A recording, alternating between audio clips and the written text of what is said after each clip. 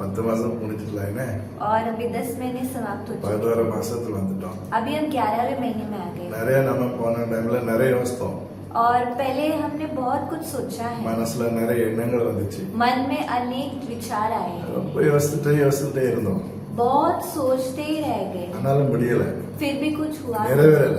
वो पूरा नहीं हुआ ஆண்டோட வசனம் சொல்லுகிறது प्रभु का वचन कहता है நீதிமொழிகள் 19:21 नीति वचन 19 के 21 में மனுஷனுடைய இருதயத்தின் எண்ணங்கள் அநேகம், मनुष्य के मन में बहुत सी कल्पनाएं होती हैं ஆனாலும் கர்த்தருடைய யோசனையே நிலைத்திருக்கும். परंतु जो युक्ति यहोवा करता है वही स्थिर रहती है। நம்ம நிறைய யோசிக்கிறோம், हम अनेक सोचते हैं ஆனால் கர்த்தருடைய யோசனை தான் நிலை நிற்கும். लेकिन केवल प्रभु का विचार स्थिर रहता அதனால நம்முடைய யோசனையை விட கர்த்தருடைய யோசனைக்கு நீங்கள் ஒப்பு கொடுங்க. है इसलिए अपने से ज्यादा प्रभु के विचारों को आप सौंपें। அவர் சொன்னார், உங்கள் நினைவு என் நினைவு அல்ல, वो कहते हैं कि तुम्हारे विचार मेरे உங்கள் विचार வழிகள் என் வழிகளும் அல்ல. तुम्हारे मार्ग मेरे मार्ग नहीं பூமிக்கு வானம் எவ்வளவு உயரமா இருக்கிறதோ जैसा पृथ्वी आकाश से जितना दूर है அதே மாதிரிதான் கர்த்தர் உங்களை குறித்து நினைச்சு வச்சிருக்கிறார். उसी तरह प्रभु ने आपके लिए सोचा है। ஆண்டவர் உங்களை உயர்த்த போகிறார். प्रभु आपको ऊंचा उठाने உங்கள் எண்ணங்கள், சிந்தனைகள், யோசனை எல்லாம் கர்த்தரிடத்துல ஒப்பு கொடுங்க.